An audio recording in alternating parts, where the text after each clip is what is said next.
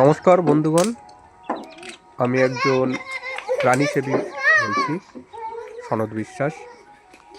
দেখুন, আমাদের ভিলেজ এরিয়ায়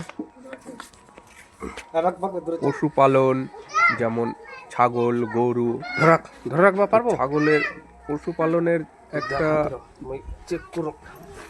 গ্রামের লোক যেটা স্বাভাবিক করে থাকেন যে দুটো পয়সার জন্য পশুপালনের তাদের একটা আর্থিকভাবে ভালোই ইনকাম হয়ে থাকেন আর কি। মানে গ্রাম্য এলাকায় এর একটা ইকোনমিক্স এর মানে অর্থনীতির একটা ভালো প্রভাব আছেন। এই পশুই যদি বিমারি ধরে, যেমন আজকে আমি একটা দেখুন ছাগল দেখতে আসছি, এর মেইনলি কিন্তু আপনার পিপিআর, যেটা ছাগলের সব থেকে ডেঞ্জারাস বিমারি। দেখুন, খুবই সুন্দর একটা রোগ নিয়ে আজকে আপনাদের সামনে তুলে ধরেছি। পিপিআর আমি টেম্পারেচারটা দেখে নিলাম। প্রথমে স্বাভাবিক টেম্পারেচারটা দেখে নিব, দেখলাম মুখে ঘা আছে কি না।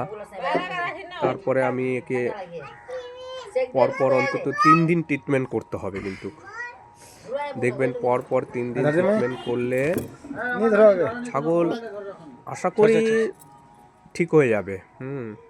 তো এরকম যদি কারো কোনো সমস্যায় পড়ে থাকেন, কারো কোনো সমস্যা এরকম যে ছাগল কি করে পুষবো, কি করে করব, ঠান্ডা থেকে একে কি করে মুক্তি দিতে হবে, কি করে ছাগলকে পিপিআরের থেকে মুক্তি দিতে হয়, যত রকমের প্রবলেম আছে, আপনারা যদি ছাগল, বকরি বা গরু টরু পালন করে থাকেন, তাহলে আমাকে অবশ্যই জিজ্ঞেস করতে পারেন।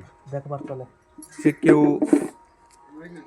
আমার কমেন্ট বক্সে জিজ্ঞেস করবেন যে স্যার আমার এরকম এরকম প্রবলেম আছে। যার যে প্রবলেম আছে জিজ্ঞেস করবেন, যাতে আপনারা দুটো পয়সা থেকে রোজগার করতে পারেন। দেখুন, এইভাবে যদি হয়ে যায়, এটা কিন্তু আর একটা দোষ কি বলেন তো, যখন এই বেমারি হবে কিন্তু এই ছাগলের সঙ্গে অন্য কোনো ছাগল আপনারা মিশতে দিবেন না। যতটা পারবেন তাকে আলাদা রাখার চেষ্টা করবেন। যেহেতু দেখেন ছাগলটা কিন্তু ছটফট করছে, যত ছটফট করবে, ইনজেকশন দেওয়ার পরে যত ছটফট করবে, যত কি করবে, তাহলে বুঝতে হবে যে এ কিন্তু সুস্থ হয়ে উঠবে। এ আশা করি সুস্থ হয়ে উঠবে। একে আপনারা পরপর 3 দিন এরকম চিকিৎসা করবেন। আর কি কোন ওষুধের কোন